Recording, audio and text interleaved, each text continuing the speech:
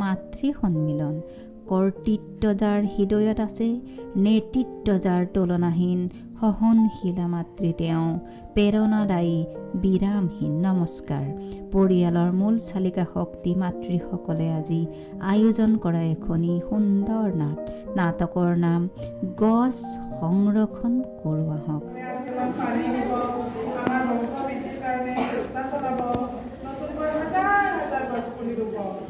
আমাৰ লগত ফটো উঠিব, ফটো যে কি নকৰে আজি বাকী আহে মানুহৰ কথা কিহত বৰ চালি নকৰে, নিজৰ পৰিয়ালক বিচাৰিব, ৰাখি পেলাব। আমি যে সিহঁতক কিমান সহায় কৰোঁ নিমিষতে পাহৰি যোৱাবাৰ দেখা নাছিলা।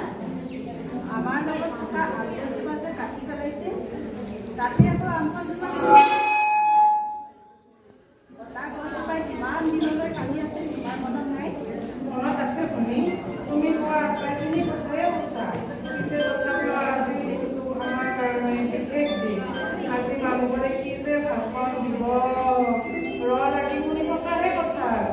গছৰ উপকাৰিতাৰ বিষয়ে ইমান জানে, মিটিঙত গছ পুলি উপহাৰ পাব, সেইটো ঘৰলৈ লৈ যা, ড্ৰাইভাৰক ক'ব ঐ যা সেইটো পিছফালে থৈ গৈ যা। এয়া হ'ল আজিৰ মানুহৰ নীতি। এই শুনি মোকো যে উখলি বুলি কৈ কৈ কিমান যে পোক কৰে, তথাপিও কিন্তু মোক অল্প আয়ুতে কাটি পেলায়। এজোপা গছ বুঢ়া হোৱালৈ অকল অপক্ষেই নকৰে।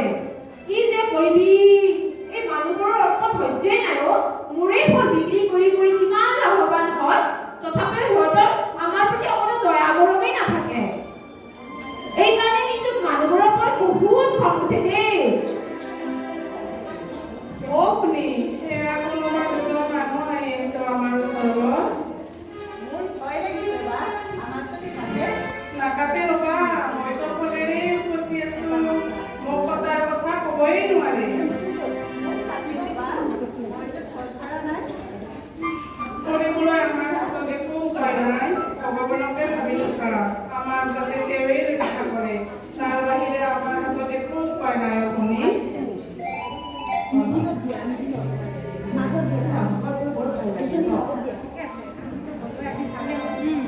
আচলতে শনিবাৰ কাৰণেহে যাব পাৰিম, এনেইতো যাবই নোৱাৰো। আজি প্ৰসাদটি বৰ ভাল পাইছে সেই নামবোৰত। ঠিকে হৈছে।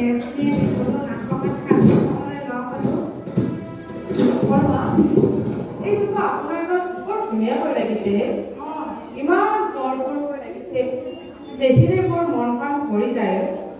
ঠিকে কৈছে বুজিছ, কথাটো হয়। আপুনি এই আম বিক্ৰী কৰি বছৰত নিশ্চয় 20-30 হাজাৰ পাই চাগে, নহয়? নহয়, মানে যোৱা বছৰটো 50,000 মানে পাইছিলোঁ। 50,000? কি কয়? লাগে, কাৰণ মোৰ বৰ লাগনি গছ। সেইকাৰণে মহাপুৰুষ শ্ৰীমন্ত শংকৰদেৱে তেখেতৰ শাস্ত্ৰত লিখিছিলে একবৃক্ষ দশপুত্ৰ সম, আৰু সেই সাক্ষীয়ে ডক্টৰ ভূপেন হাজৰিকাদেৱে তেখেতৰ গীতত প্ৰকাশ কৰিছিলে একবৃক্ষ দশপুত্ৰ সম।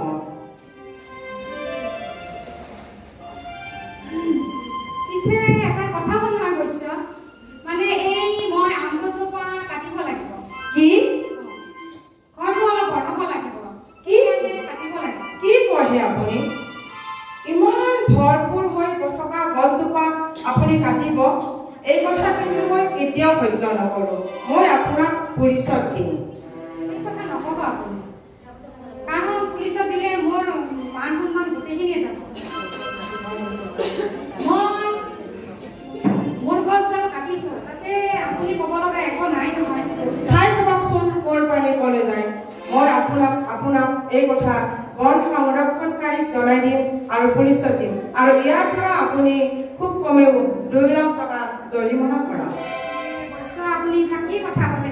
মোৰ পুলিচত দিয়া কথা কওঁতে মোৰ ভয় লাগিছে। আপোনাক মই কাব কৰিছোঁ বুজিছ, আপুনি পুলিচক নজনাব আৰু বন সংৰক্ষণকাৰীকো নজনাব। এই কথাবিলাক মিছেছে মোৰ বৰ আপংগজ হৈ আছে। আপুনি কথাটো পঠাই দিছে। ঠিক আছে, হ'ব। যদি আপোনাৰ শ্ৰীমতীক এই কথা বুজাৰে মানি লয়, নিশ্চয় বুজাম, কাৰণ আমাৰ সকলো মানুহৰে সমাজৰ প্ৰতি দায়বদ্ধতা আছে, প্ৰকৃতি আমাৰ সুৰক্ষা কৰাৰ অধিকাৰ আছে। গতিকে আমি এই প্ৰকৃতি ধ্বংস হ'ব দিব নোৱাৰোঁ। ব'লক মই আপোনাৰ শ্ৰীমতীক এতিয়াই বুজাই আহোঁ। শুনিলা ভনী, কি মানুহ এজন আজিৰ দিনটোতো আমাৰ কথা শুনাবলৈ আহে, বেচেৰা মানুহজনৰ কাৰণে ৰক্ষা কৰিলোঁ। এইবাৰ দেখোন দুগৰাকী মহিলাও আহিছে, আমাৰ লগত ফটো উঠিব চাগে। হয় ছাগৈ, ফটো উঠিলেতো ভালেই।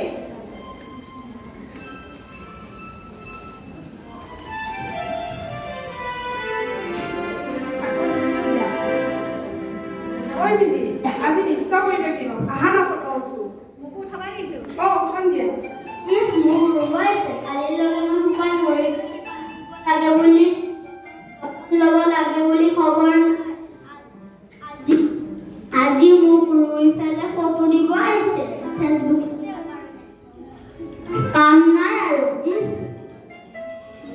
ফেচবুকত দিলে উঠোৱা ফটো। আজি কিন্তু ফটো এটা কিন্তু ফেচবুক গৰম কৰিব অ', লাগে। একদম কি ভাল লাগিব। কি উঠাচোন? বাইদেউ বাইদেউ ইয়াত ফটো উঠিব ইয়াত ফটো উঠা মানা আছে একপি উঠিম মাত্ৰ। একপি উঠিম ৰ। নহ'ব নহ'ব ইয়াত ফটো উঠিলে মোৰ চকৰি যাব এই মাত্ৰ মাত্ৰ। একবি উঠিব তাৰপিছত আপোনালোকে গুচি যাব ঠিক আছে হ'ব। আৰু এইবাৰ উঠি দিয়া, ভাল লাগিব। কি যে ভাল লাগিছে ন, ইমান ভাল লাগিছে।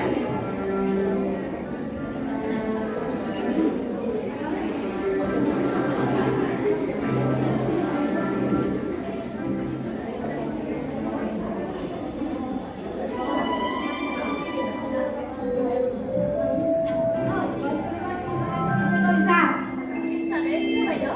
যি কৈছো তাকে শুনিবি বুজি চা ন নাছিলোঁ বাইদেউ। কিন্তু আপোনাৰ উপহাৰ গছ পুলি বহুত হৈছে বাইদেউ। সেইবিলাক কোনেও নেদেখাকৈ ৰাস্তাৰ ডাষ্টবিনত পেলাই দিবি বুজি চা ন বুজিছোঁ বাইদেউ।